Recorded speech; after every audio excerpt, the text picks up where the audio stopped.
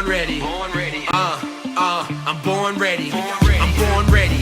I'm born ready. Yeah, I'm born ready. Tell him I'm born ready.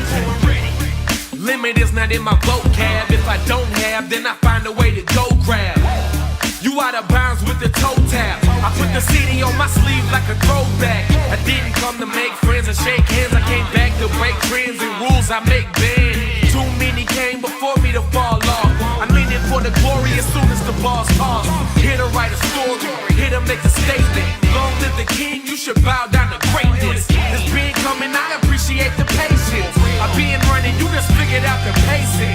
I'm all drive, I can't even complain. I just made a hard left down victory lane. No pit stops, they tell me no pain, no gain. I was born ready, promise that won't change. I'm born ready. Okay, so this is going to be rather interesting because I normally don't do stuff like this. First thing, slight disclaimer. For any of you guys who have been around, you know how I get down, so this is going to be late. For all of you who are new to this, it's going to be late. It's just kind of the reality of it. It's the burden that we deal with, and we have to live with every day of our lives. It is what it is. Ladies and gentlemen, we're going to go over the Call of Duty Black Ops Cold War multiplayer reveal. The alpha disclaimer, another disclaimer, the alpha literally is like tomorrow. Which means that this shit ain't gonna come out for like a week. So yeah, rip to that. Anyway, I still thought there's still value in everything, I guess. Maybe, whatever. So I'm gonna go ahead and record this and whatnot, give you guys my take on it. You guys make do with what it is. Hopefully you guys well, at this point, I would assume for you guys watching, hopefully you guys got a chance to actually play the alpha. If you did, I'd love to hear what you guys thought of it. And I might have a follow-up afterwards, giving some thoughts, so on and so forth. But yeah, so the alpha's like tomorrow, and I'm recording this now. With that being said, a couple things. The game comes out November 13th. We're getting an alpha in September. Beta more than likely is going to be in October, obviously. So then November, the actual game comes out.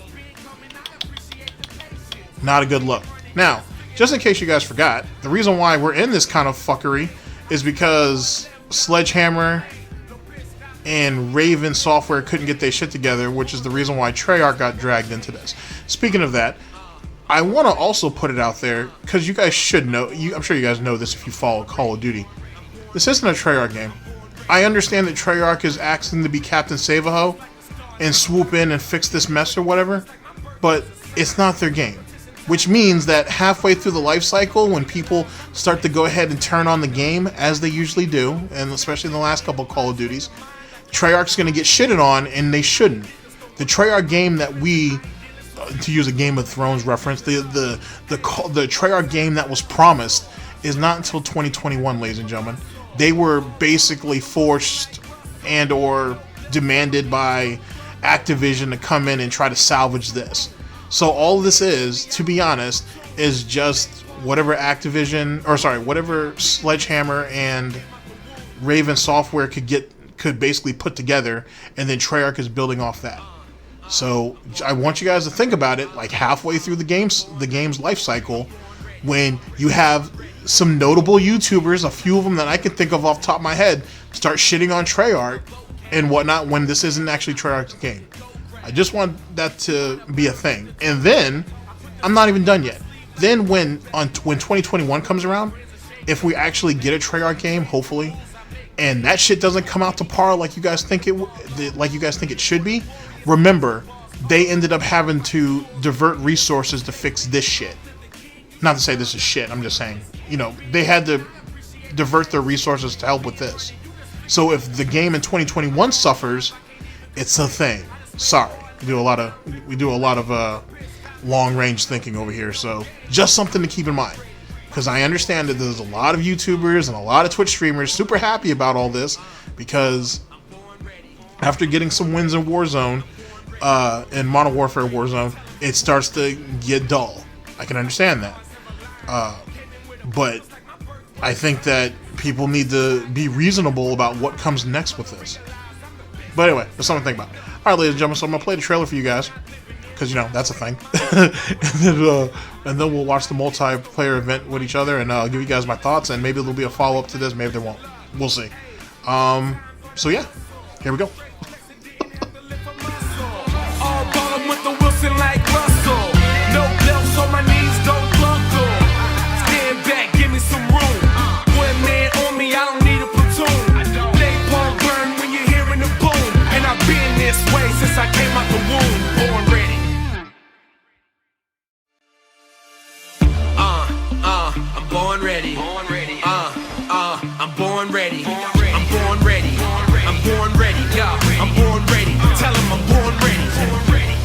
Limit is not in my vocab if I don't.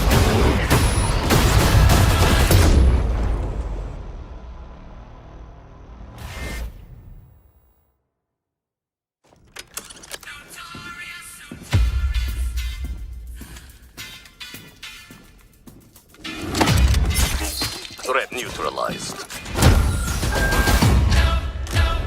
You're here because you're the best special forces NATO has to offer. We're all that keeps the world from turning to cinders, comrades.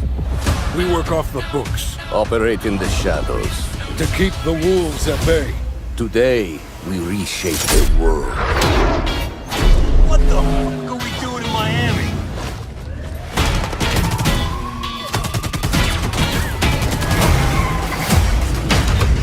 Let them come.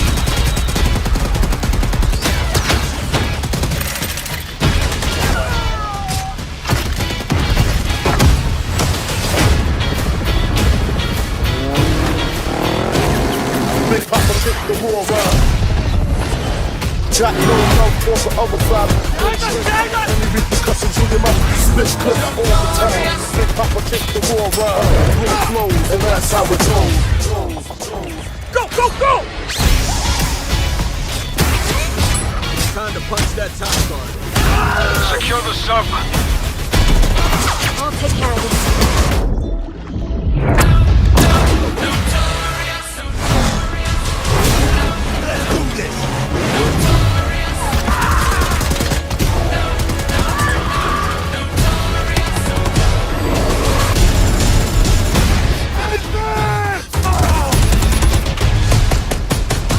Strike inbound. Evasive maneuver. Ah, shit. Soviet convoy disabled.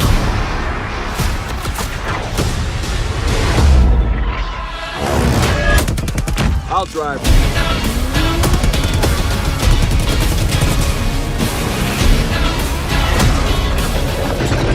Big Papa kicked the war around.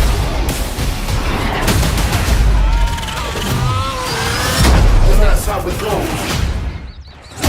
Keep punching! Yo, over here!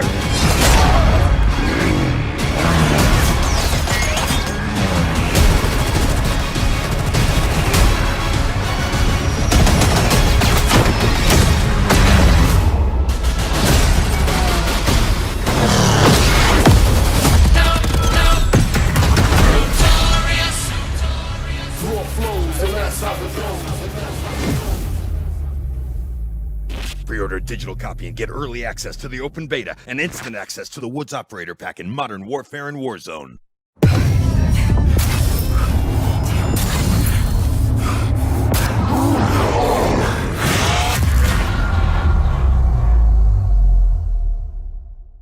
Download 60 seconds.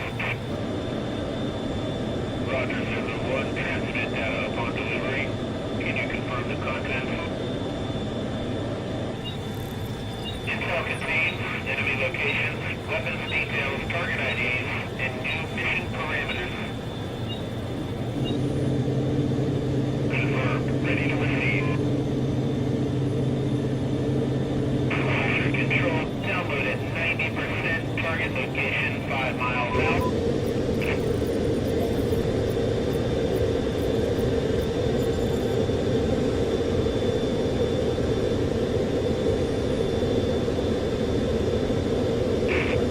Target is coming into focus.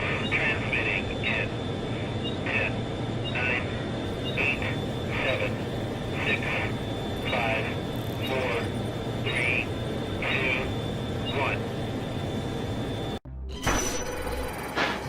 Okay, so the game, as far as we know, well, I'm sure all of it came out now, but as far as we know, it takes place right after Black Ops 1, which I could see why that would give people a lot of hope, but yet again, I would assume, given some of the stuff we just saw in the trailer, like I said, it's built off of whatever it is that Sledgehammer and Raven had made, which is kind of a shame a little bit, because despite the fact that sliding is useful and it is a good way to cover ground, I would personally, I think I actually recorded this for like a Call of Duty wish list.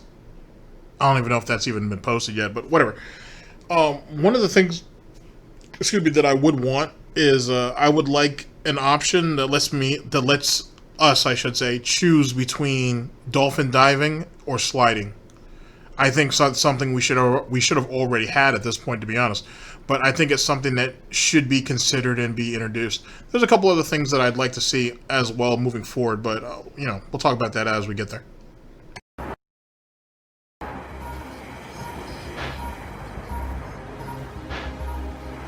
Here we go. Hi everyone, I'm David Vonderhaar, Studio Design Director at Treyarch. Welcome to the multiplayer reveal of Call of Duty Black Ops Cold War. On behalf of the teams at Treyarch and Raven and all our development partners across the world... Jesus Christ, all those snipers from Black Ops 2 got you... Goddamn, David, they had you aged quite a bit. Shit. I mean, he's been through some stuff over the years, though, too, but all those death threats from those snipers from Black Ops 2 did not do you any favors. Jesus Christ. Ugh. Good times, though. Good times.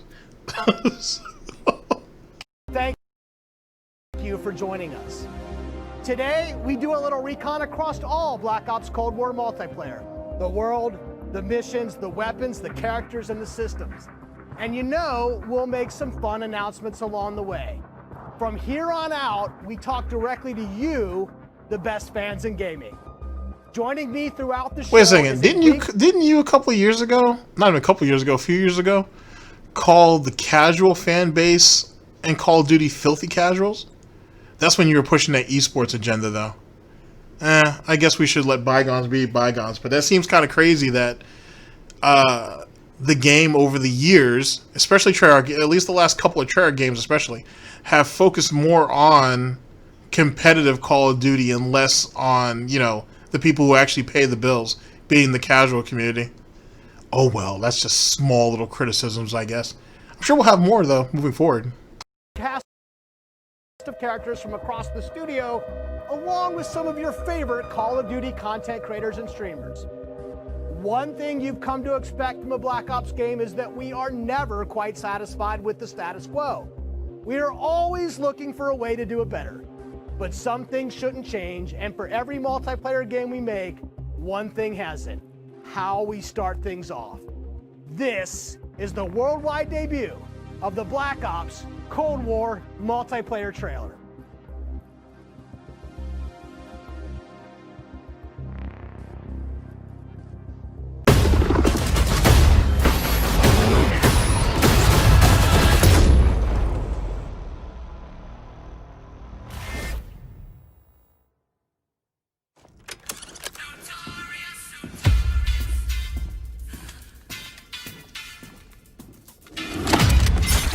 Threat neutralized. You're here. Okay, so I'm gonna go ahead and turn this down a little bit because we've actually already seen this. So I'll just go ahead and throw some talking points on there. So, like I said, for you guys who played Black Ops 2, which is like my all-time favorite Call of Duty, when they made adjustments to the ballista, I think the DSR might have gotten hit. As it pertains to like aim down sight or ADS time and whatnot, like the sniper community, the sniper community, to be honest, because whether you were a pro phase player or you were just a fan, you're still part of that community. Those guys went fucking ballistic, sending death threats and shit. And they said David Vonderhaar had to get like 24-hour fucking protection around his family allegedly, and that was kind of crazy just for some sniper rifles. But then again, most of them are the same people who sat there and spent thousands of dollars on fucking cosmetics that don't mean jack shit. Like, you know what I'm saying? Like, who spends thousands of dollars on virtual shit that means nothing? Anyway, especially in a game that's released yearly. It just seems kind of silly. But, whatever. You know, to each their own. You can spend the money how you want to spend it. But I always thought that to be kind of silly, to be honest. It was probably one of the greatest licks that Activision ever did. And then when you think about how screwed up skill-based matchmaking was in the last couple of games, right? That allowed Activision to go ahead and put out those it was like 2 patents that allow them to manipulate weaker players or newer players into buying virtual guns so they could compete with some of the best people in lobbies. Oh, that shit was fucking... Oh, they're so fucking ruthless, dude, how they did that shit and got away with it. And the funny thing is, even though Activision took some heat over it or whatever, they may have not have taken as much heat as they did if EA didn't fuck up and get greedy with the with loot crates and all that bullshit. So if they, you know, it kind of like a trickle down effect, if you will. Definitely a trickle down effect. So I'm looking at some of the stuff here in the multiplayer, and it's like, it looks fun because it's going to be new, but how much, like, I don't have any crazy expectations just yet, but we'll see. We'll see. Early access to the open beta and instant access to the Woods Operator Pack in Modern Warfare and Warzone. You just saw it. This is an unapologetically Cold War game set in the 80s, but it's still a Black Ops game. And for over a decade, we built our multiplayer experiences atop a core set of guiding principles. I hope David doesn't. I hope Vonderhaar doesn't end up eating those words later, though. Like I said, because realistically, we weren't. Our actual Treyarch game wasn't supposed to be till 2021. So, I mean, don't be wrong. If they make this work, and next year's Call of Duty is a banger as well, then Treyarch will have so much more like leverage. It'll be insane. If it ends up, I won't say flopping. I don't think it's gonna flop. Even though Black Ops 3 and 4 weren't great. Anyway, but that's debatable. Well, some people love 4 and don't like 3, but whatever. To be honest with you, the only 2 Black Ops that matter are the first and second one. So let's just go ahead and call that what it is. Anyway, I hope he just doesn't choke on those words, because yet again, this isn't Treyarch's problem. It's really not. If they can make something out of this that's salvageable, great. And I wish them all the luck doing so. But Jesus Christ, if this fails, shit. Deniable operations that deploy around the world. Signature combat tailored to how you play. Connected experiences that deliver free, robust, ongoing content and integrate deeply into the next evolution of Warzone. Today, we're going to explore each of these facets of multiplayer. We're going to show you how this globe-trotting, cinematically connected experience is our most immersive yet. And then, we're going to show it to you. But now that I think about it, too, this might be a win for Treyarch either which way, because how many people really played the multiplayer for Modern Warfare? Like, everybody kind of, once Warzone came out, the majority of people flocked there, because the multiplayer wasn't great anyway. Never could before, with a little help from some friends. First up, the bedrock of Black Ops, Deniable operations. These are the places in multiplayer you never saw, and the things you never did. The missions that stay off the books, and the targets and sources who stay off the record. The Cold War we set out to build is realistic. It's plausible. Most importantly, it's inspired by a gritty historical tone that we've woven into every element of our game's world and story and gameplay. Chaotic and always confidential, Deniable ops lie at the heart of multiplayer, raising the bar while creating a clear and unique narrative that influences every bit of our world building. For Black Ops Cold War, that world building drove each multiplayer level in 2 ways. With the signature level design you've come to expect, and by pushing the visual bar and immersing players into a narrative of unfolding events. The fight to recover a downed satellite in the Central African desert, battles that unfold on the neon-soaked streets of Miami's famed South Beach. Deniable Ops are the Black Ops stories inspired by history, but forgotten by the history books. We've selected 5 maps to give you a small taste of the range of Deniable Ops awaiting in multiplayer. Later today, you'll see them playing. But here's a few of my teammates to share what they love most from how they were made. My name is Brittany Beidelman. I'm a level designer. I'm Kendall Snow, associate level designer. I'm Brittany Perello, producer. I'm Mac Dutras, senior level designer. In Satellite, a top secret American recon satellite has lost power and crashed in the deserts of Angola. With hired DJI forces closing in, now it's a race to secure the crash site. What I love about Satellite is the fact that it's just this amazing natural space. Because larger maps have more components, we can apply more details into maps like Satellite, which make them feel even more natural. The satellite at the center is like a king of the hill. Anyone who wants it has to run toward you because it's raised higher than the rest of the map. I'm usually playing one of 2 ways. All in, full ham, dying again and again. Or in objective modes, I'll flank and get the jump on people. Satellite scratches both of those itches. Even though it's an outdoor space, the map's 2 different regions mean I can play long and short range tactics. I'll be honest, I am trash with the sniper rifle, but a shotgun, that I can do. I have always been a big fan of close quarters combat, and there is great cat and mouse style gameplay in Satellite. The Crash Satellite is a super fun spot to try and outplay your enemies. Predict which way they'll circle the debris to run up behind them, or just duck inside the satellite and take your shot. This is going to be one of those classic Black Ops maps the world knows and loves for how quickly engagements fire up. Okay, so there's only going to be 3 lanes of attack. You've got 2 flanks, and then you have come right up the middle. Okay, I mean, that works out. The thing is, though, is how will Scorestreaks be affected in maps like this? Like, since this is an open map, at least from what I'm seeing what you're seeing. I would assume that most kill streaks should be somewhat effective. Obviously, yeah. Maybe, I don't know. There's that one cavern that's off on that flank there that maybe they could just retreat there. Obviously, middle of the map. Out in the open, though, if you guys flip spawns, and that's a different story. But I'm just more interested in how kill streaks work. If it's traditional Call of Duty, then there's going to be 3 lanes of attack, which is what people always wanted.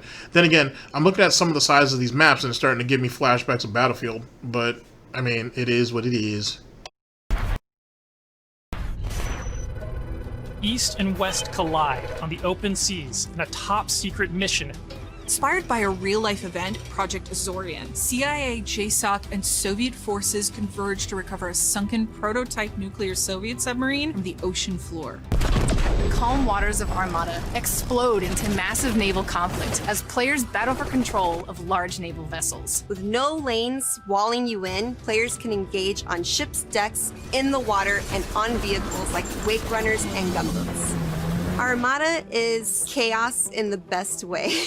This really cool map that gives this amazing sense of exploration. There are so many little individual areas to find and new ways to surround or flank your enemies and get the upper hand.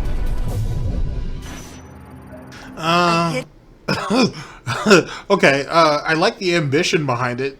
I think if you're swimming in the water, it's going to be shooting fish out of a barrel. It looks like the better part of your mobility is obviously on some type of watercraft of some sort. The zip lining looks fun. I don't know. I feel like you could just stay on one ship and get shit done, to be honest. Going into the water is a death trap, I think. But we'll see. We'll see. I guarantee you, though, there's going to be a whole lot of 360, like, no scopes into the water. Off that seems obvious, kind of like how they did in Black Ops 2, where people used to jump off that aircraft carrier and get like no scopes and shit. Safe house has been discovered right in the heart of the USSR, in the shadow of Moscow's opulent train station. With Spetsnaz dispatched, the area has gone hot.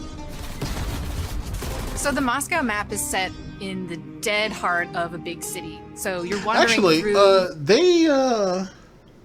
it was somewhere in France. Actually, they just discovered an old and abandoned safe house from like World War II. Still had armament and stuff in there. Nothing serious and whatnot. Just some antique weapons or whatever, and some Nazi bullion. So that's cool. I don't know if they turned it all in, but you know, buy a lot of French fries with gold, ladies and gentlemen. Even though French fries isn't a French thing, but you know what I mean. You get the joke, I hope. These streets with a bunch of cars, and there's tall buildings on either side of you. There's this sense that you've been dropped into a point in history. First thing I do is run right to the center, because that's where all lanes cross in the Moscow map. And eventually, it doesn't take long, people are going to run through the metro station. So you can just sit there and wait, but chances are there's going to be people running right into your line of fire right off the bat. It's a classic 3-lane map where teamwork really makes the dream work. Yeah, but it's Call of Duty. How much teamwork do you really expect? It's not like, you know, like Battlefield or like CS:GO or whatever. Like, the thing that has always set Call of Duty off is you could run in there and be Rambo and still succeed. So it is what it is, I suppose. Should be fun though, I guess. 1984. This location is heavily influenced by Miami's famous, or perhaps infamous, Ocean Drive. Oh shit, it's gonna be Cocaine Cowboys? That'd be dope. But one unlike players have seen before.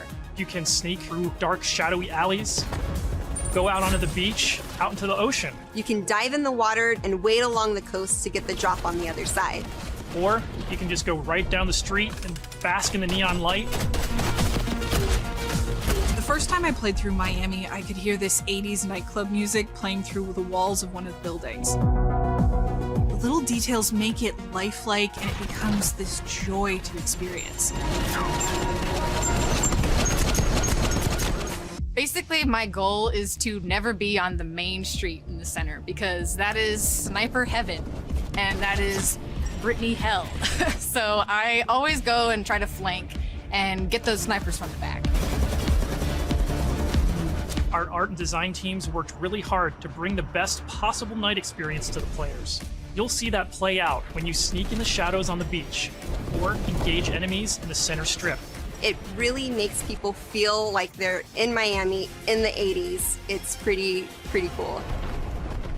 Okay, so it is Cocaine Cowboys then. Holy shit. Alright, so Main Street is basically a death trap, and you have to work your way through all the hotels and restaurants and shit. And whatnot to flank. Fair enough. Sounds about right. But anyway, if you guys saw how the cartels and shit used to do things, or if you've read, I should say, about how they've done things, you would know exactly what I'm talking about when I say Cocaine Cowboys, because that's all that shit is. I mean, are they going to let you, like, jump on the back of motorcycles and do, like, the Griselda Blanco and just shoot down fucking, you know what I'm saying? Down, like, downtown Miami and shit? Are they going to let you do that? Because that historically happened.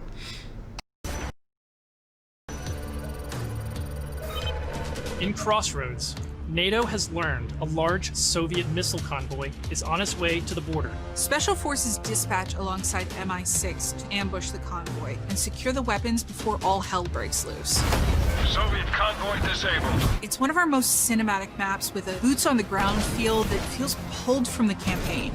Your team will want to hold down and protect its own outpost to guarantee access to one of these tanks. But infantry combat doesn't take a backseat in Crossroads, as natural terrain and foliage masks movements and provides tactical advantages. There's a bunch of snowmobiles when you first spawn, and it's a mad dash to grab one. And now, running people over with the snowmobile is my favorite thing to do. Each environment changes the dynamic of how you play and caters to unique loadouts. Crossroads is a bigger map, and that allows you to play the way you want to play. The beaches of Miami, a frozen over lake, the open ocean. Our visual research department racked up miles visiting them all, because if you're going to deploy around the globe in this game, that required them to do the same. The mission for our artist is absolute authenticity. Step one in that so like I said, the last map looks alright, I guess. I'm not really a big vehicle type person like that, but you know, like I said, it could be fun. It is what it is. I like the attention to detail. That's cool. And as David is saying, they actually had to fly them out to actually see all of the sites and whatnot for, you know, research purposes, which is what they did with World War II, Call of Duty World War II. So I mean, I guess as long as Activision has it in the budget, right? Process is photo scanning thousands of real-world objects, terrains, and materials. Those assets ensure our upgraded, physically based renderer delivers the best-looking Black Ops yet. True 4K, high dynamic range with the true color and tone, ray tracing on systems that support it, photometric lighting courtesy of our Luminaire system, and overhauled contour terrain system. The result is gritty, it's believable, I dare say it's got ambience. Most importantly, it sets the perfect stage for multiplayer combat. On that note, here's Matt with more on the loads and missions ahead. We've talked a little bit about where you'll play, but let's talk about what you'll play when you get there. In Black Ops Cold War, our classic game modes are returning and they're better than ever. From the tried and true Team Deathmatch, Domination, and Search and Destroy, to the return of the competitive game mode Control, we've taken a fresh eye to all of your favorites. We're encouraging more meaningful gameplay with larger capture zones and Domination. We're updating spawn systems in Hardpoint. And now we show you where the next hardpoint will spawn so you can regroup, rotate, and set up for the next fight. Across all of our classic modes, we're working hard to make this the most rewarding and competitive multiplayer experience yet. And while your go-to modes are coming back better than ever, let's talk about the innovative new modes you'll be going to next. With that, let me introduce you to my teammate Marquise Gladney, who's here to tell you about the brand new multiplayer experience we call VIP Escort.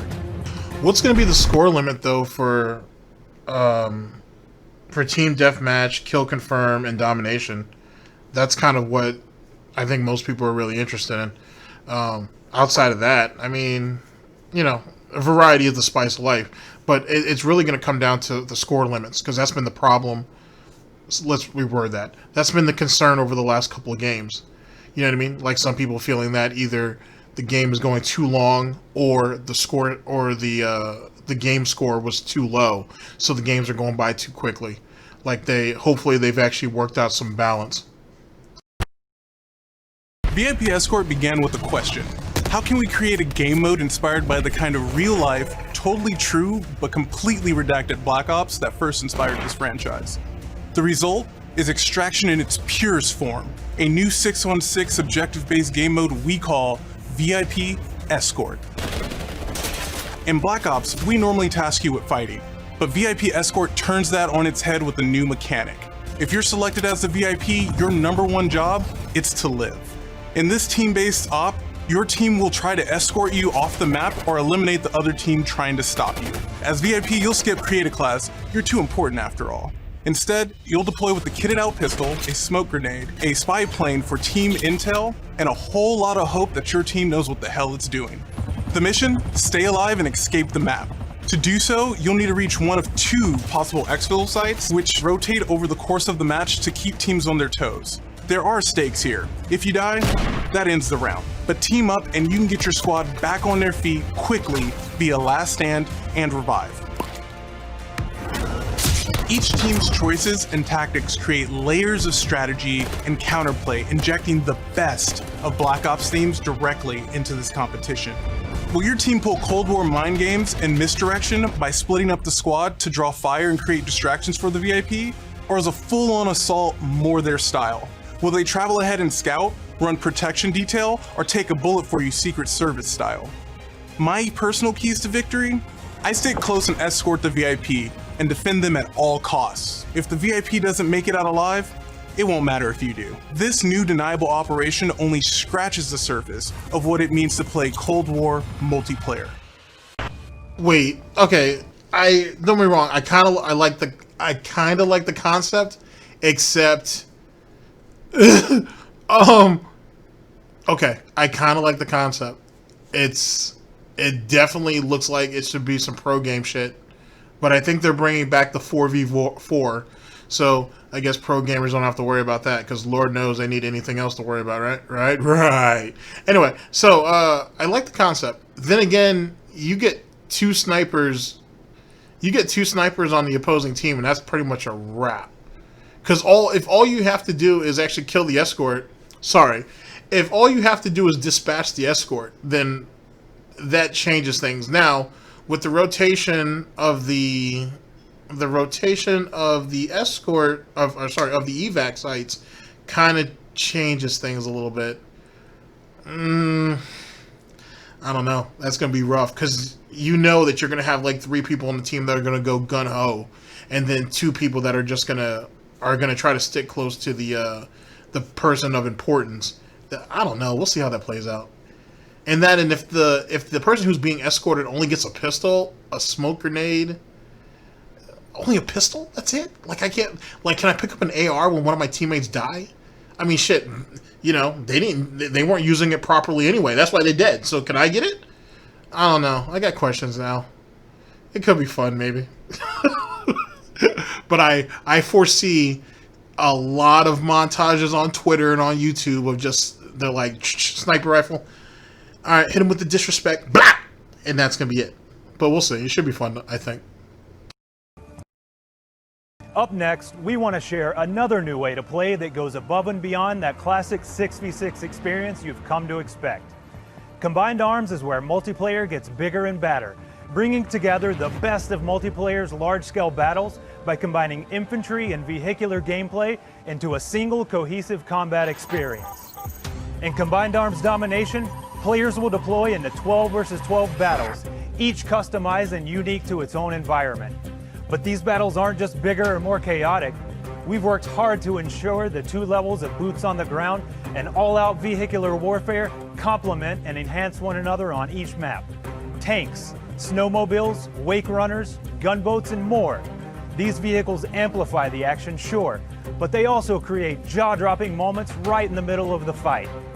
The way I personally play Combined Arms depends on my mood. If I'm going for the win, it's rally time, and I'm pushing to capture every objective on the map.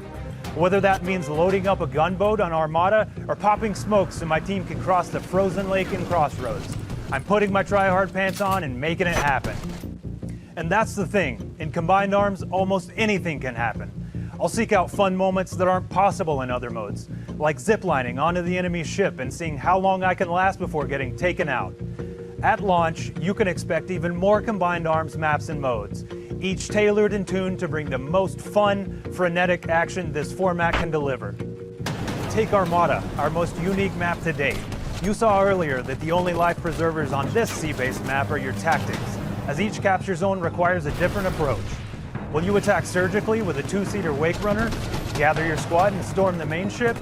From ziplines that traverse the map to all new naval tactics, Armada is Combined Arms Domination realized, bringing high stakes, high-speed combat to the high seas.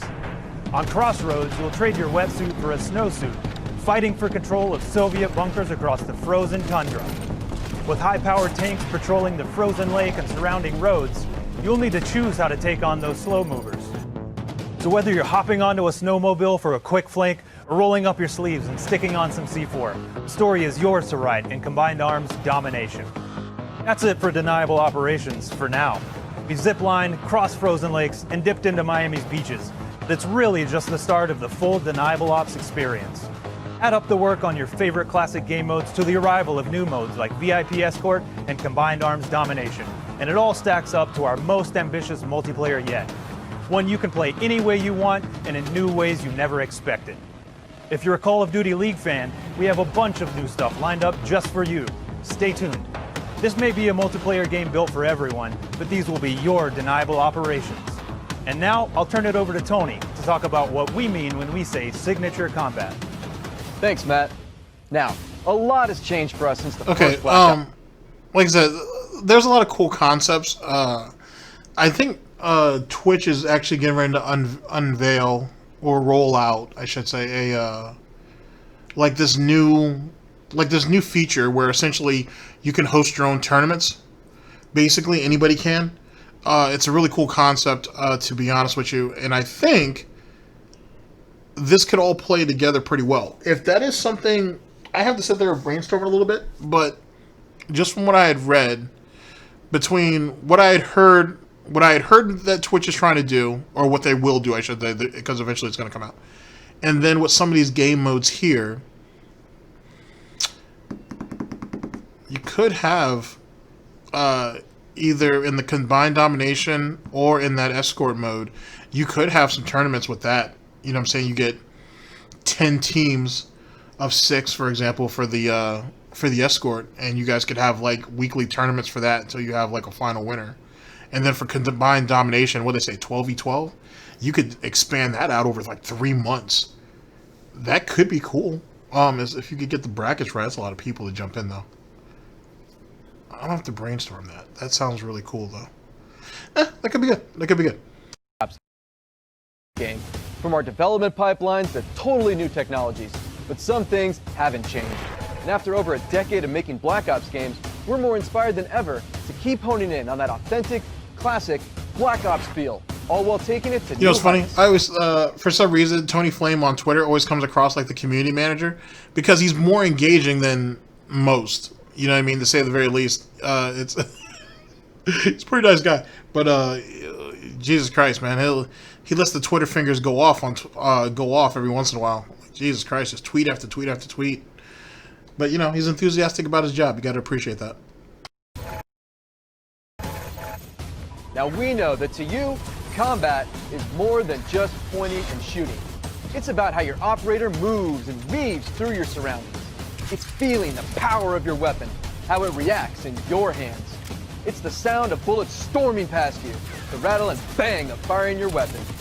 In Cold War, we're back to plausible, authentic, boots-on-the-ground combat, and that has allowed us to not only refine the feel of the game, but build on all the classic foundations of Black Ops. Heads-up gameplay, automated healing, and grounded movement. Keeping your player experience in the front Good, of our because I minds. didn't like that whole syringe type healing and shit. I was never a fan of that. I don't know why Call of Duty felt the need to do that shit. Automatic regen was always the way to go because it keeps you in the action. If you've taken too much damage, take cover. You know what I mean? Take cover. Since you're gonna sit there, hit yourself with a syringe, come back around. There's usually always a dude sitting there waiting on you. Like, oh, you done? You done? Now you're done. I never liked that. I felt like it takes you out of the action. So going back to auto regen was definitely a good move. Yet again, I still would like to see, as it pertains to the movement, you having an option between sliding or dolphin diving. You know what I mean? Vaulting is just going to be an automatic thing. It should have been for a long time. But I think you should have the choice of sliding or dolphin diving. Has also inspired a fresh wave of thinking across our creative class and Scorestreaks system, where we're introducing features that bring unprecedented transparency to your planning and cinematic wow moments to when you're playing. Now, innovating Okay, so they're bringing the score system back, because don't be wrong, like, you know, everything being kill based it's whatever, you know, it's no big deal. As you get better, as you progress, then you can rack up kills. But I think score streaks or the score based system, it rewards you and it gives you a reason to play objective game modes. I think anybody will tell you that. So the fact that they finally listened and decided to bring that back, I think, is a thing more often that, you know, they should have just never taken it away, to be honest with you. While still capturing that signature Black Ops super smooth feel is a notoriously tricky thing to get just right. And we put everything we have into it for each game. This is an absolute team effort, so I brought some of my friends from the combat team to help tell you about our initiatives for this game and how they've resulted in signature combat that feels just right. Here's Max Porter to start us off. We've taken lessons learned from across Black Ops and the entire Call of Duty franchise to land on a truly best-in-class weapon experience. The gun is almost always right in front of you and must look great. From a gun's seams down to its grime, the level of detail in Black Ops Cold War has never been higher. But our weapons also need to move in a realistic manner. You'll feel it in this game, whether you're clocking from long range or firing from the hip. When we think about a gun, we think about the way it looks, the way it's going to move, but a big part of a gun's personality is the sound that it makes. It's like the bark of a dog. We're sort of imagining all these guns as characters.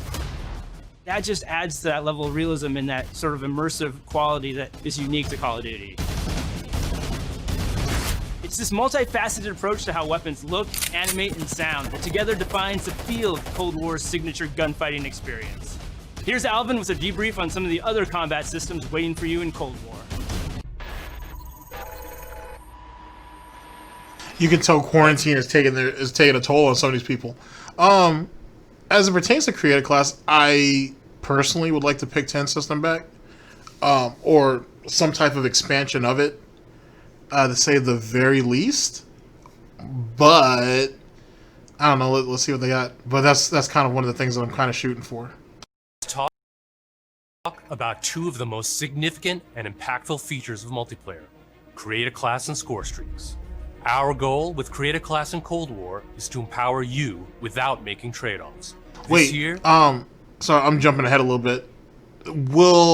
Can you assign score streaks to your individual classes? Because that'd be like super fucking helpful. And if that's not a thing, please somebody make it a thing. Like, if you're gonna go ahead and create a class, and you're gonna have all these different classes, right? I may want to have certain levels of score streaks or kill streaks, whatever, hopefully just score streaks from here on out, that I want assigned to whatever creative class that I'm making. I may not want to run the same, loadout, or sorry, kill streaks or score streak for each loadout that I have. So to have them individually customized, I should say, would be helpful. Better starts with simpler. Create a Class will be a slot-based system.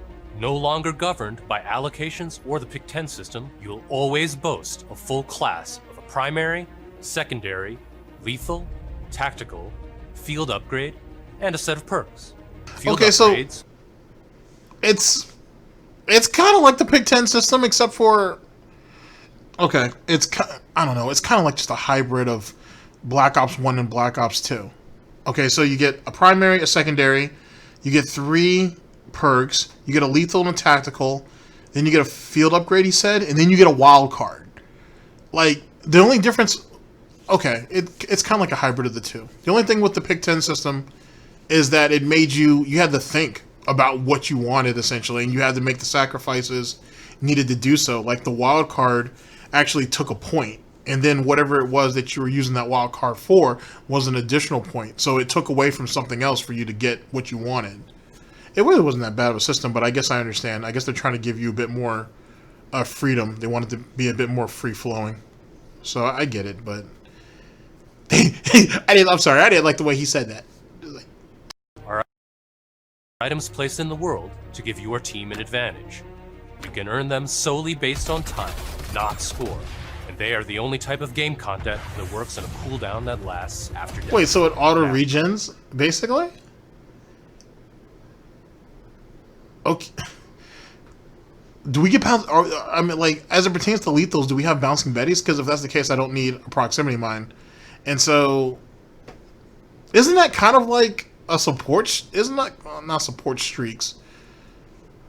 It's starting to feel like kind of feel like support streaks, to be honest with you, like with the SAM turret and all that.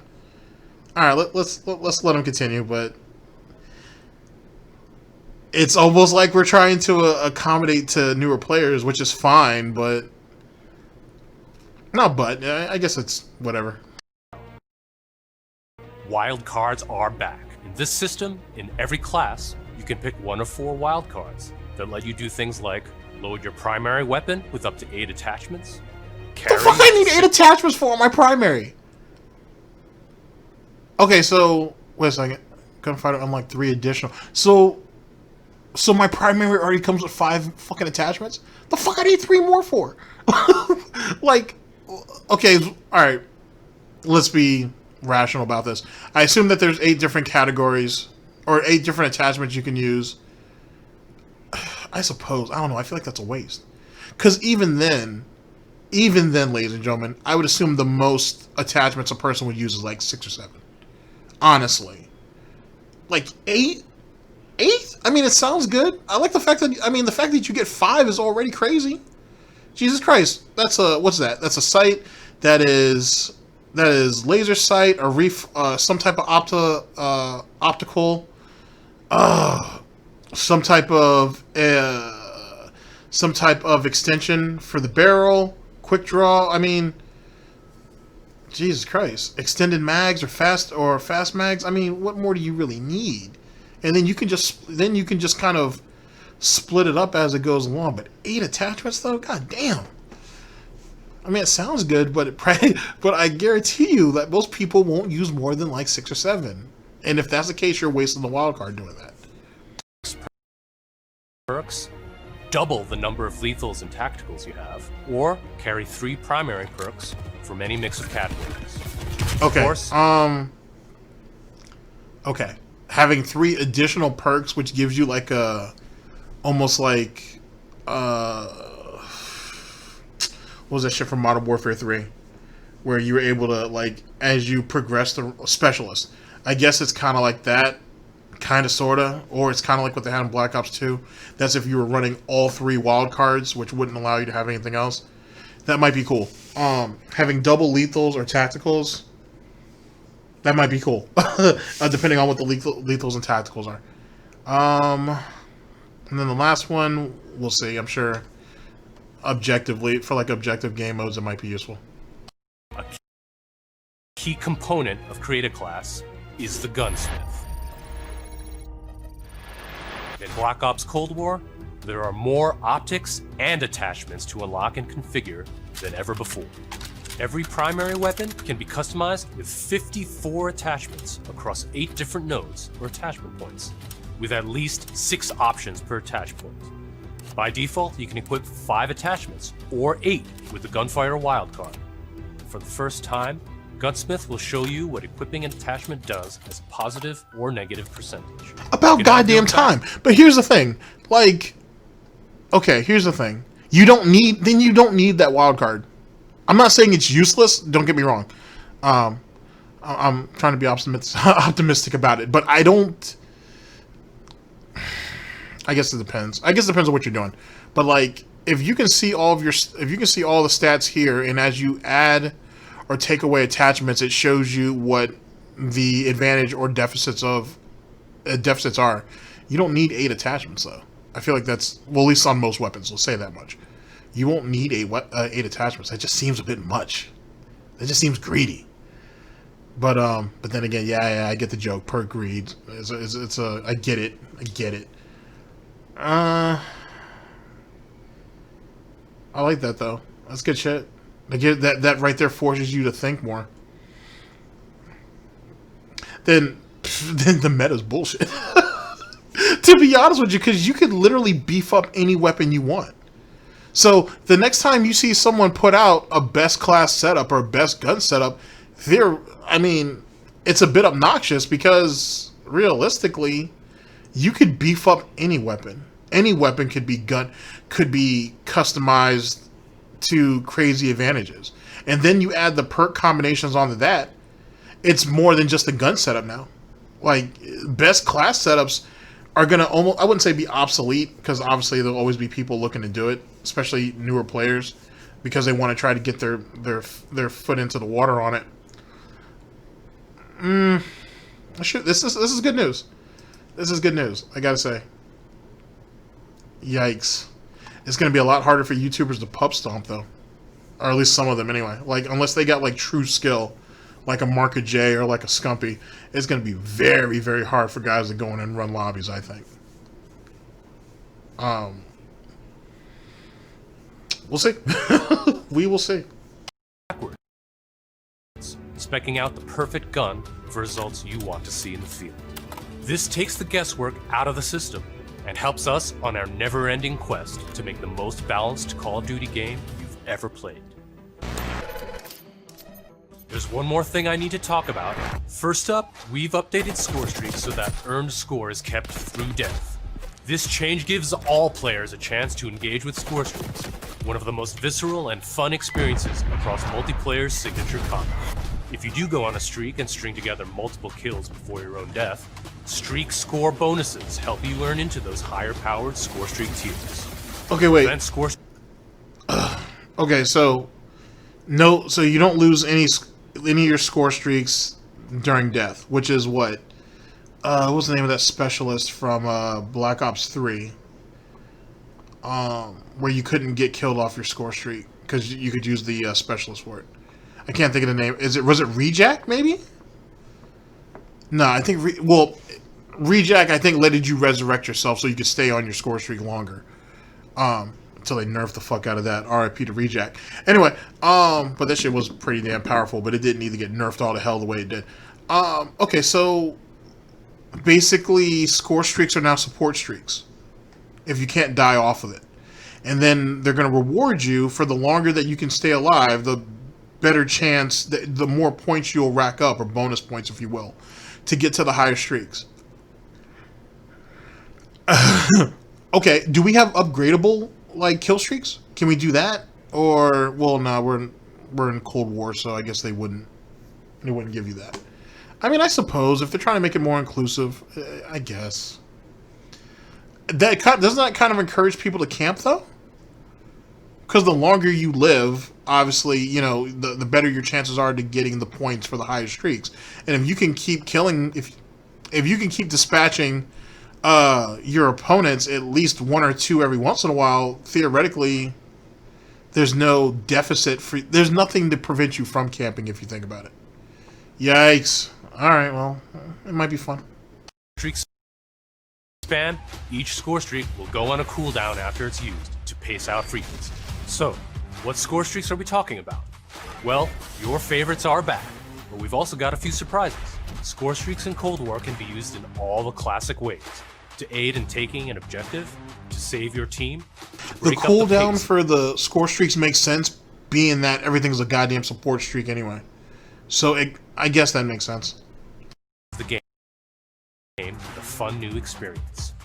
We've also tailored strategy into the system, as score streaks can often be neutralized with a counter score streak. And now I'll pass it over to Sunny to share more about our operators and how they move in Black Ops Cold War. Elites, covert, powerful.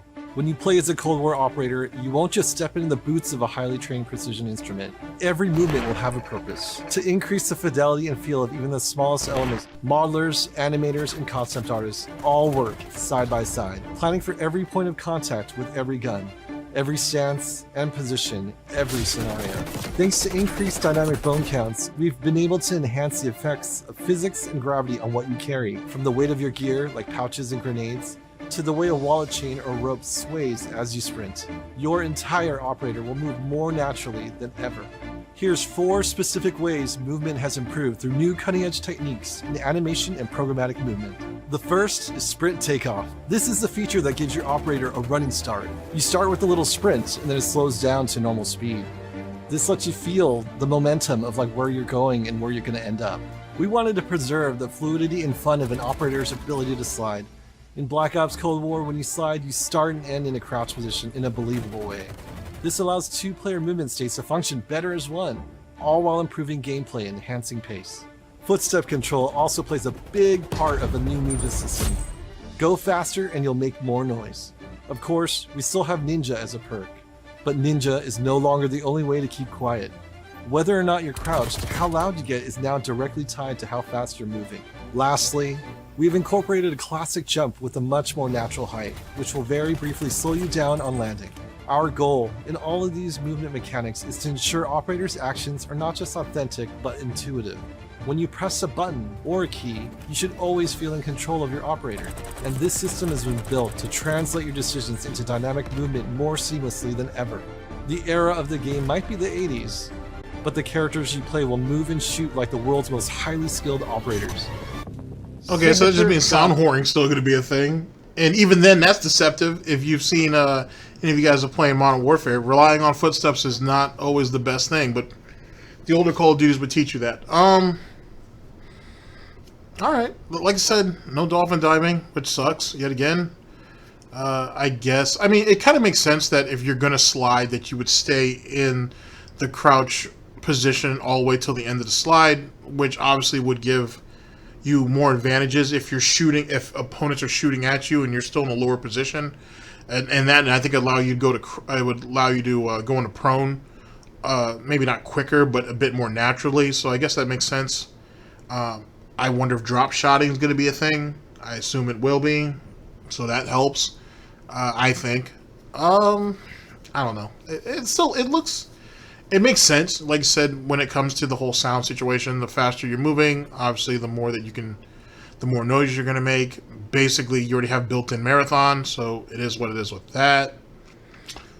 If you can control your footsteps to the point where you can just straight up creep on people for your knifers, it's gonna be gangster's paradise pretty much with that. Because even the best headsets can't stop that. They brought Ninja back, but there still gonna be dead silence, and even then, I think dead silence has become a crutch perk anyway. Like people are way too reliant on it. But what are you gonna do? Combat. It isn't just how a gun is shot, it's how that gun feels, how it sounds, how it's designed to create a combat experience. And combat isn't just about conflict, it's also movement. So the fluid ways in which your operators shift around the AO and carry the gear you outfit them in is just as important as the choices you give them. Choices like the overhauled Create a Class system, or all those attachment possibilities in Gunsmith, or the new ways you can earn and deploy Scorestreaks in the thick of battle. These combat initiatives work together to deliver the most intuitive, plausible, authentic, boots-on-the-ground experience possible, and they are at the heart of Black Ops Cold War. Now on that note, I'd like to introduce Miles, who's going to discuss some of the biggest innovations yet. Thanks, Tony. All right, everyone, let's talk Warzone. You've seen how we're pouring it all into the Cold War multiplayer experience, but let's confirm it right here, right now. Black Ops Cold War will also usher in the next evolution of Call of Duty Warzone, continuing and expanding the blockbuster Battle Royale free-to-play experience. And it'll be a true evolution, with Warzone not merely picking up where the Modern Warfare climax left off narratively, but also interweaving the themes, locations, weapons, and vehicles of Black Ops Cold War right into the action. Cold War and Warzone will also share post-launch content from a narrative standpoint across both the Battle Pass system and item shop content. This interlinks Call of Duty in ways that evolve the Warzone experience while delivering jaw-dropping moments. So yeah, you can expect some surprises along the way. One surprise we're avoiding is the feeling of starting over. It's important to us that you can still use your characters and weapons and progression-related items, which is why investment and progress in Cold War is reflected in Warzone. While these are two very big games, from the beginning they've been built to work together. Your player experience is everything to us. So we're making sure Black Ops Cold War and Warzone share progression, with much of your previously earned Modern Warfare content, from weapons to cosmetics, still available for use in both Warzone and Modern Warfare. We're collaborating with our studio partners across Call of Duty to preserve continuity while building a new chapter of Warzone that'll immerse you into all of the best elements of Black Ops Cold War. That's multiple studios totally committed to continuing this new tradition of insanely fun, absurdly accessible Warzone action. We can't wait for you to see how Verdansk and all of Call of Duty will evolve in the year ahead. But that sense of interconnectedness, it extends beyond just Warzone. That's why I'm excited to confirm that Black Ops Cold War will not only support cross-platform play and progression, but will also deliver cross-generation play to the game. That's because Black Ops Cold War is, at its heart, a connected experience. And playing together on whatever platforms you prefer only betters that experience. Cross-play and cross-progression across current and next-generation systems across all modes. That won't be easy, but it's worth it to allow fans who have never had a chance to play together to squad up and deploy, no barriers between them. And with the Battle Pass system delivering a steady stream of post-launch content, Black Ops Cold War will be the very first cross-platform, cross-generation Call of Duty experience, making it the deepest game in franchise history. Vaughn, where do we go next?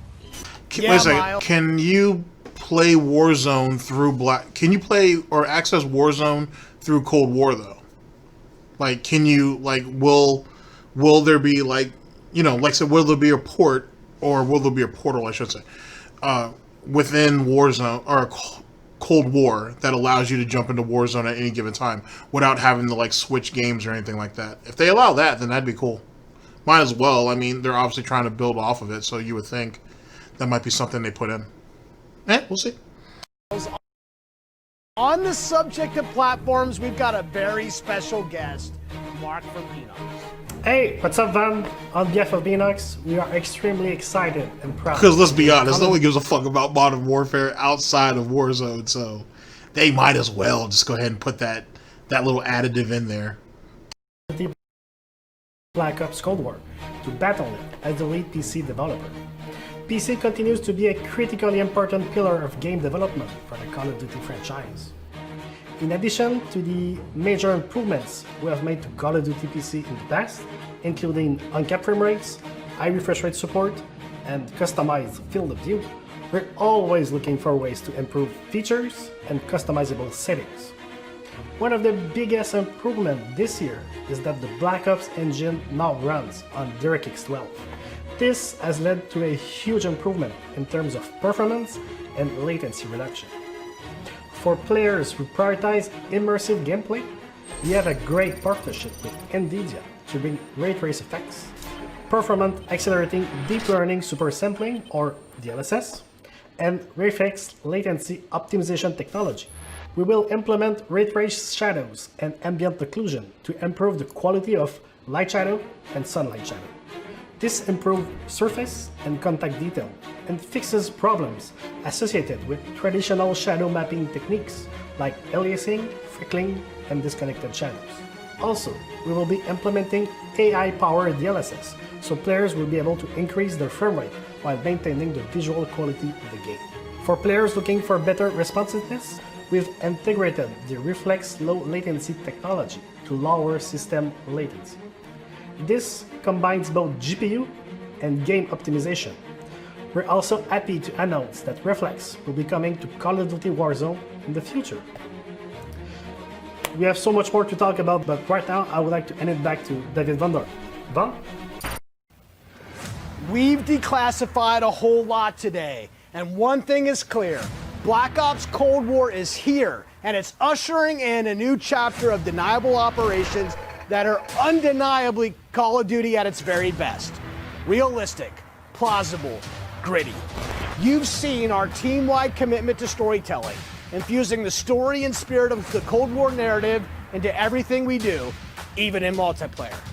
You've seen our emphasis on authenticity shine through every location, every weapon, every vehicle, every character.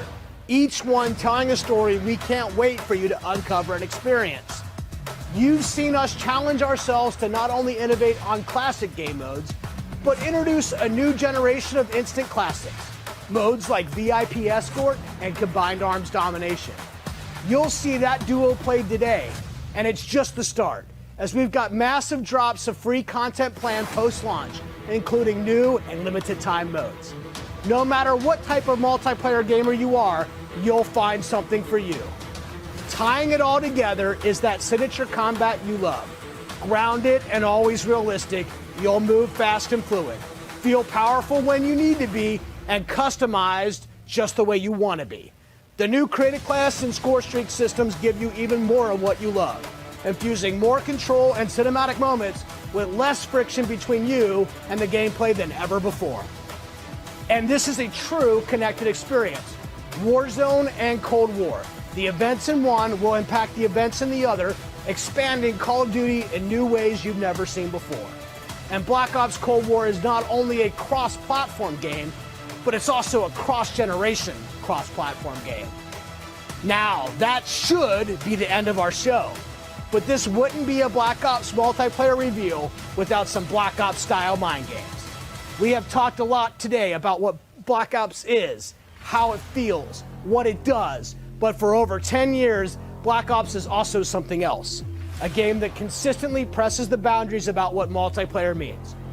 Our team relentlessly looks for opportunities to offer new types of multiplayer experiences. In Black Ops Cold War, we're excited to be launching an entire new category of multiplayer gameplay called Fireteam. This new format of multiplayer brings together everything that we loved about making Cold War and everything you'll love about playing Cold War. Across every Fireteam mission and mode, you'll discover some of the most imaginative game loops we have ever designed. The Fireteam format allows us to emphasize teamwork and reward creativity. and it allows you to do things you've never done in Black Ops multiplayer before. You'll fight in squads of 4 called Fireteams. You'll deploy into larger maps, play fast, pushing through multiplayer objectives and modes that demand quick thinking. The action won't just affect you, but the environment you battle in. Enter Fireteam Dirty Bomb, one of the most unique game loops we've ever imagined. You and your team must search for uranium. Then, deliver that uranium to Dirty Bombs positioned around the map. Deposit uranium and detonate the bomb. Now, avoid radioactive fallout as you navigate a toxic battlefield. Every decision you make impacts your survival rate and your success rate. We can't wait to tell you even more about Fireteam Dirty Bomb and the other Fireteam modes and maps in the weeks ahead as we get closer to our public beta. I guess there's only one thing left to do. Let's play Black Ops Cold War.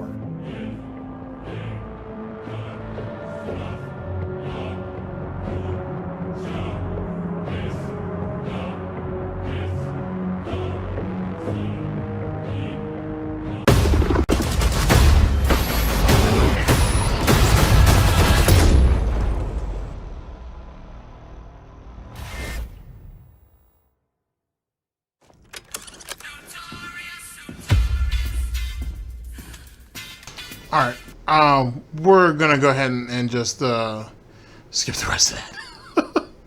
We're gonna just go ahead and skip the rest of that. It is what it is.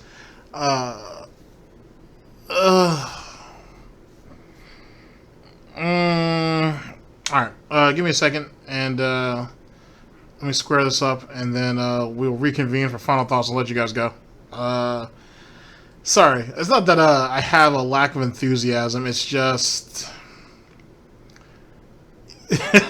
it seems rushed. It seems last minute. I can respect and appreciate the effort. I don't know.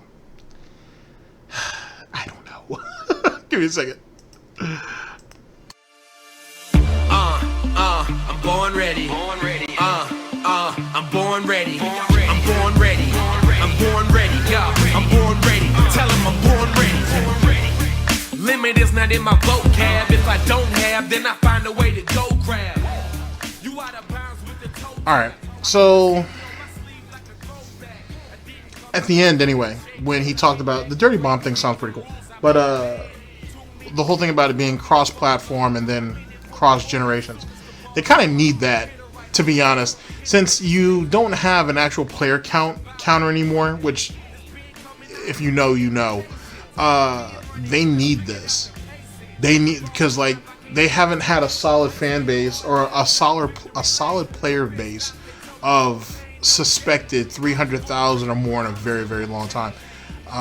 Probably not since, if I had to say, probably not since what's it called, Warzone, to be honest. So some people try to say it was 500,000. Probably people even try to push it to 800,000. Seems a bit unbelievable, to be honest, but anything's possible. I'd still say like 350,000 concurrent. I think sounds a bit more reasonable, but that's neither here nor there. No one has the black box except for Activision, and obviously they'd lie to you at any chance they get for that. So I think having it cross-platform and cross-generational is just, that was mandatory, to be honest. People have lost faith in the Call of Duty brand name, and they have for a number of years, and they kept like fucking it up because they kept chasing the easy dollar. And I guess you could say this is the first step in trying to fix all that, but it's still not, because it's still being rushed. And throwing Treyarch onto it, I mean, we'll see at the end of the day, I guess. At the end of the day, though, it's still not a Treyarch game. Please remember that. Like, you know what I'm saying? Like, at the end of the day. Because Treyarch still has, well, hopefully, they still have their game coming out in 2021. They were brought in to save this shit because the other two of the other studios couldn't get their shit together. I hope people remember that when halfway through, well, hopefully this doesn't happen. Hopefully this game's actually good.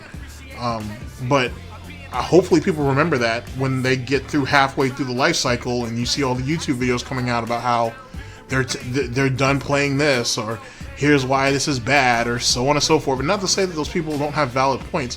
They do. A lot of them do, to be honest. There are a couple of outliers who only make those videos because they can't compete. I won't call no names out, but if you know, you know. But outside of, and that's why they sit there and play the same games. They play like older games for like 3 or 4 years in a row. Anyway, I don't know. Arguably, most of those games are better than some of the current shit anyway. We'll see. To be honest, we'll see. It looks like people are going to grind heavy in this. It kind of still reminds me of Modern Warfare, to be honest with you. A lot of it do. I do like, as it pertains to the game modes, they look interesting. Creative class, it looks like a hybrid between Black Ops 1 and Black Ops 2. I am very skeptical about that 8 perks on one fucking weapon and shit, but that doesn't mean I won't try it. Now, here's my next question too. Does that mean that your secondary gets 5 attachments off default? Because if that's the case, that gets crazy. But I think honestly, if you're not going to utilize all 8 attachments, you're wasting that perk. You're absolutely wasting that fucking perk, or that wild card. You might as well go with just with the wild card that allows you to get 3 additional perks. Between that, having five attachments, then your lethal and tactical, and then your field upgrade. Jesus Christ, dude! Like, what more do you want? To be honest with you, like that's built-in specialist with like built-in specialist with like fucking like with Warlord or something along those lines. I don't know. I just feel like I feel like there's wild cards more powerful than just having 8 fucking perks or 8 fucking attachments. But we'll see. Or 3 additional attachments to make 8. Sorry. So we'll see how that plays out. It could be interesting either which way. I think that the operations and I think some of their future plans and ambitions might be cool. I think the maps are still really fucking big. At least from the 5 that we saw. Obviously the one on the lake and the one on the ocean. Obviously that had additional attributes for other game modes, so I guess that made sense. But I don't know. I feel like some of them are just a little too big. But we'll see. We'll see how it plays out. We'll see how other maps down the line are. I think what people want are medium to small maps. Don't get me wrong, you need at least a couple large maps, especially since you have a 12v12 here. So that kind of makes sense, but I think they could just expand those maps for those game modes. But if you're just playing casual, like domination, team deathmatch, kill confirm, capture the flag or whatever, all those maps should be like medium size, and just try to keep it basic. But that can be said for a lot of Call of Duty maps, to be honest. I'm not a big fan of the vehicle thing, because if I wanted that, I'd go to Battlefield. Yet again, I understand why Call of Duty's doing that, because they want to try to basically capture everything that would be interesting for FPS and have it in their game, which is slowly but surely diluting what Call of Duty is, which has been a big problem over the years. But we'll have to wait and see how that plays out. I don't know. Like I said, at the time I'm recording this, the alpha's like tomorrow or some shit. So we'll see how the alpha plays. I'm not gonna be too critical of the alpha because it's the alpha. The beta probably the same way, because everything's so goddamn close to each other.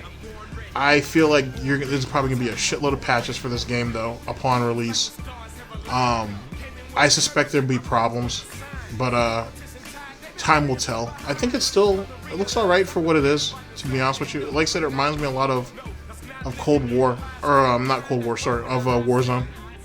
That's still kind of the feel that I'm getting, to be honest. And they just kind of slapped the name Black Ops on it, and gave it a little bit of Black Ops vibe. But it's kind of like Modern Warfare. We'll see. But that's from what I'm seeing. But it looks like it still could be good, to be honest. I guess my biggest thing is, like I said, don't forget, this isn't a Treyarch game, so I personally just don't want to see a lot of people trashing Treyarch for this if the shit goes belly up. Because they can only do so much. Because they got called in on this in like late 2019? So how much time do they really have? A year, maybe? So I think that's just something that should be taken into consideration. As for YouTubers and streamers raging out and all that silly shit, that stuff's always entertaining. So I think just look out for that. That should be fun. Because of how they are trying to expand the reach of the player base, you have a better chance than ever getting into lobbies with anybody and everybody, which means that I would assume most players are going to get exposed. To be honest, I think most YouTubers are going to get exposed fast too. To be honest with you, so that should be funny to watch, of course. I mean, at the end of the day, ladies and gentlemen, does anybody really give a shit about your fucking Katie? It's not that serious. It's fucking a virtual number. It doesn't mean jack shit anyway. Just play it, have a good time. I'd like to say that it's marketed to us, at least right now, to the casual experience, right? Like they want the casual fan base to actually be like, hey, we're listening to you guys. We're trying to do the right thing. We want you guys to really embrace this game. But at the end of the day, and you've seen it over a number of games, the pro community always gets prioritized. My thing is this thing gonna have a league play? If it's gonna have a league play, nerf their fucking weapons and all their little bullshit they want to cry about. Nerf it in their shit. Like casual lobbies. Weapons shouldn't be nerfed just because some fucking pro player got butthurt because he fucking got wrecked in some fucking tournament. Like, keep that shit in league play. Have league play. Keep that shit in league play, and if he wants nerfs, or the rest of them want to have nerfs, nerf that shit in there. Don't nerf that shit for the public. You know, like, whatever, I'm just gonna throw a random name out there. Like Crim6, if you will. Like, whatever problem that he's having at some fucking tournament don't affect me. You know what I'm saying? And it don't affect the dudes that I play with. So why should our weapon get nerfed? Why should our weapon get nerfed in our casual game mode because he's butthurt about something? Just as an example, I'm not saying that he's bitching about anything, but just throwing it out there. Who gives a shit? Or maybe he is. I don't know, whatever. The point being is, why should I care about any of that? Like, you know what I'm saying? Like, why should, like, if Scump is pissed off about some shit, why should that have any effect on me?